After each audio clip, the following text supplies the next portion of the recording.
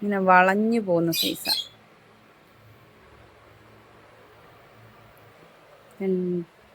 എന്നിട്ട് സ്പ്രെഡ് ചെയ്തിട്ട് ഇങ്ങനെ പൂ കൊടുത്തേക്കുക.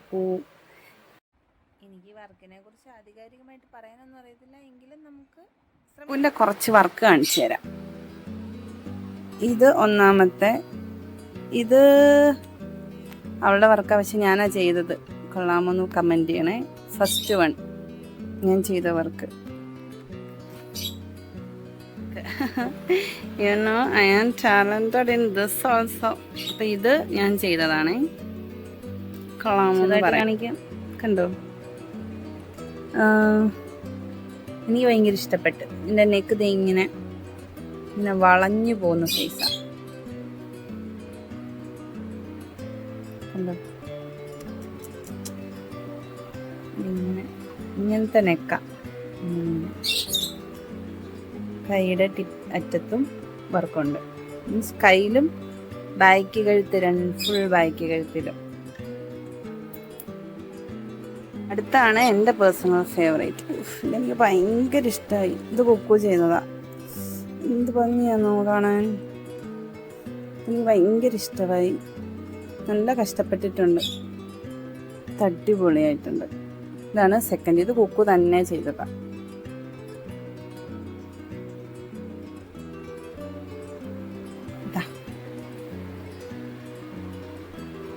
ഇത് കൈയുടെ അറ്റത്തും ഉണ്ട്, കഴുത്ത് ഫുള്ളും. എന്നിട്ട് സ്പ്രെഡ് ചെയ്തിട്ട് ഇങ്ങനെ പൂ കൊടുത്തേക്കുക. കൊള്ളാം. ഇതെനിക്ക് നല്ല ഇഷ്ടപ്പെട്ടു. ബാക്കിനൊക്കെ ഫുള്ള് വർക്കാണ്. മീൻസ് ഫുള്ള് ഈ സെയിം വർക്ക് പോയേക്കുക.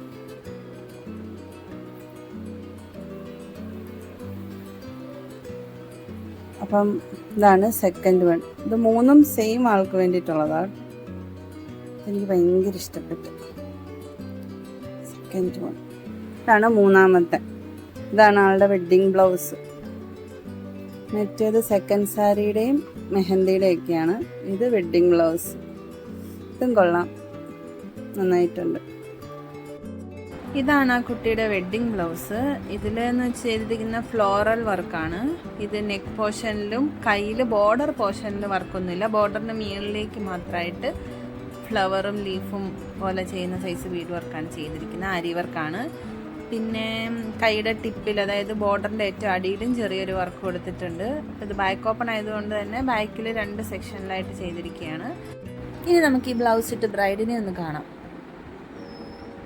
എങ്ങനെയുണ്ട് വർക്ക്? നിങ്ങൾക്ക് ഇഷ്ടപ്പെട്ടോ? അപ്പോൾ ഇതാണ് നമ്മൾ ചെയ്ത വർക്ക്. നിങ്ങളുടെ അഭിപ്രായം കമൻറ്റ് രൂപത്തിൽ രേഖപ്പെടുത്തൂ. ചാനൽ ആദ്യമായിട്ട് കാണുന്നവർ സബ്സ്ക്രൈബ് ചെയ്യൂ, ലൈക്ക് ചെയ്യൂ, ഷെയർ ചെയ്യൂ. ഇനി പുതിയൊരു വീഡിയോ ആയിട്ട് കാണുന്നത് വരെ ടാറ്റാ, ബൈ, സീ യു.